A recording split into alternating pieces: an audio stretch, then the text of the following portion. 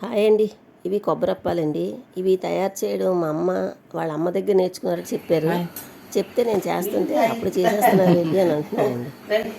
అది అందుకే ఆ నవ్వానండి. అలాగ నవ్వొచ్చింది. ఇలా ఇవి తయారు చేయడం అయితే చాలా సింపుల్ అండి. కానీ చాలా చాలా టేస్ట్గా ఉన్నాయి. మా అమ్మ తయారు చేసిన వంటలన్నీ అయితే నాకు నిజంగానే వచ్చు. కానీ అడిగాను, అమ్మ మీ చిన్నతనంలో మీ ఫేవరెట్గా మీ అమ్మమ్మ చేసే డిష్ ఒకటి చెప్పండి అంటే ఈ కొబ్బరప్పాలు చెప్పారండి. దీనికోసం అయితే మనం 2 గ్లాసులు రేషన్ బియ్యం ఉంటాయి కదండి మన దగ్గర, కంట్రోల్ బియ్యం.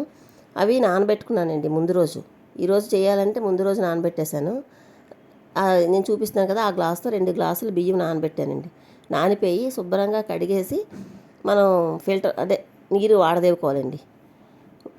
జాలి బుట్టలో వేసుకొని నీరంతా తీసేసి ఒక ఒక అరగంట క్లాత్ మీద కానీ లేకపోతే ఎక్కడైనా ఎండలో కాకుండా గాలి ఉండే ప్లేస్లోని ఆరబెట్టుకుందామండి. ఆరబెట్టుకొని దాన్ని ఆరిపోయిన తర్వాత తీసి మిక్సీ పట్టుకుందాం. మనం చలివిడి చేసుకుంటాం చూడండి, చలివిడి.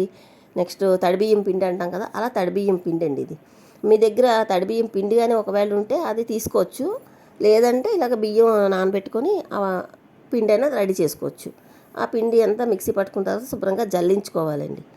జల్లించి పిండిని మెత్తగా ఉండే పిండిని తీసుకోవాలి. ఆ మురియాలు ఉంటాయి కదండి, అవి పైన చేస్తాయి కదా, అవి పక్కన ఉంచేసుకుందాం. అలా 2-3 సార్లు జల్లెడ పెట్టుకుంటే పిండి అంతా మెత్తగా అయిపోద్ది.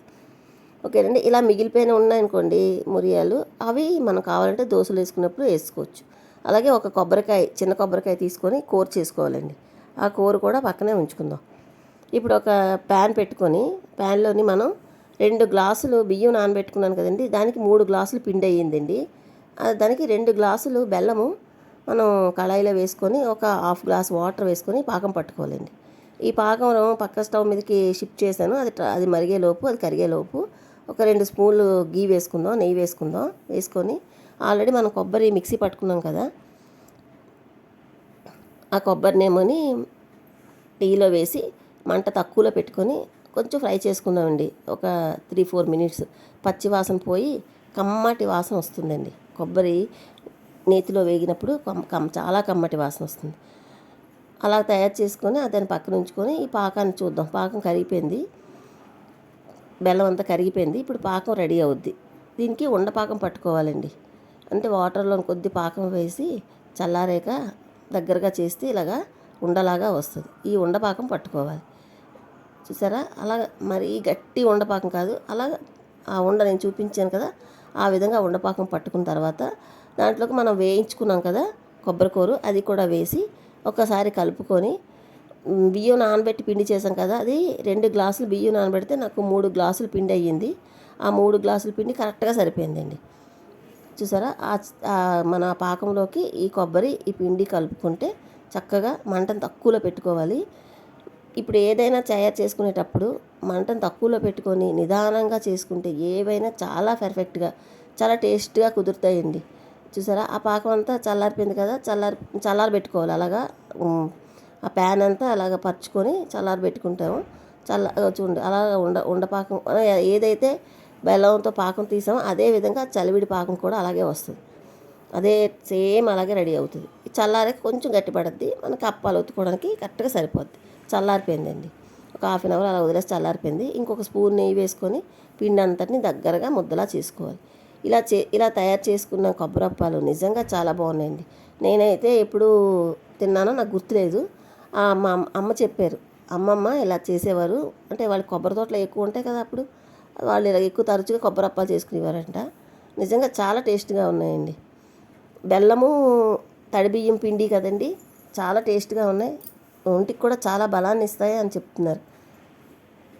ఇలా తయారు చేసుకోవాలి. అలాగే అప్పాలా వేసుకోవాలి. డీప్ ఫ్రైకి సరిపడగా ఆయిల్ పెట్టుకొని ఆయిల్ హీట్ అయిన తర్వాత ఆయిల్ కాగేలోపుగా మనం అన్నిటినీ చలివిడి ఉంది కదా, దీన్ని అన్నిటినీ బాల్స్లో తీసుకొని ఎంత సైజు కావాలో ఆ సైజులో చేసుకొని మనం అన్నీ ఉండల్ని తయారు చేసుకొని పక్కన ఉంచుకొని వాటిని అప్పాలా ఒత్తుకున్నాం అనుకోండి, చక్కగా మనం వేయించుకునేటప్పుడు అలాగా కంటిన్యూస్గా వేసుకోవచ్చు. అన్ని ఉండలు చేసేసానండి.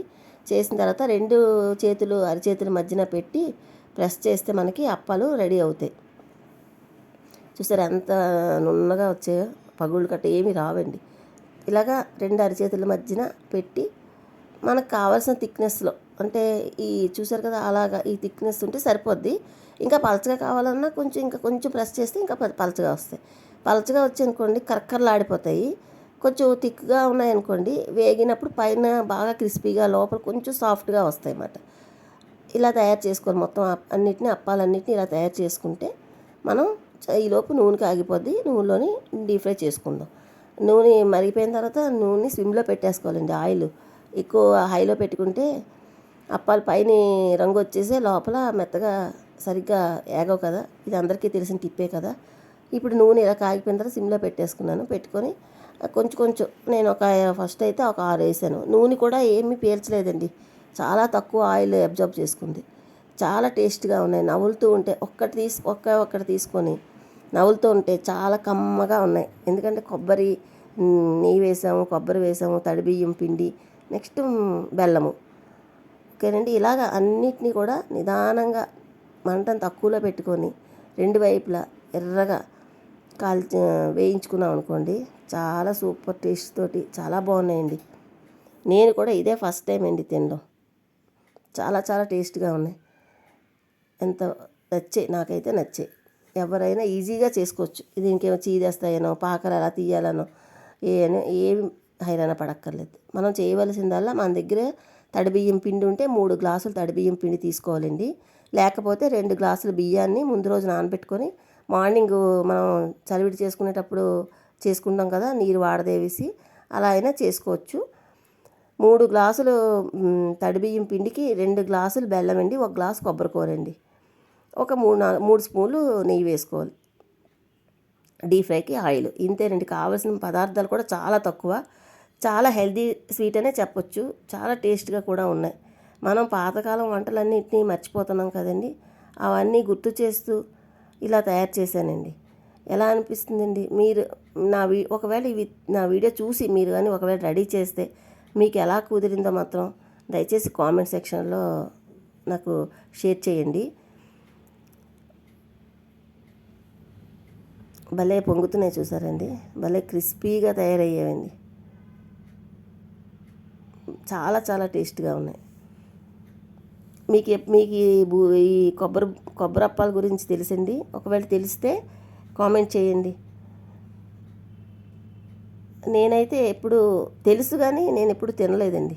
నాకు తిన్నట్టు గుర్తులేదు. ఎప్పుడు చిన్నతనంలో చేసేవారంట. మా అమ్మమ్మ స్పెషల్ అంట.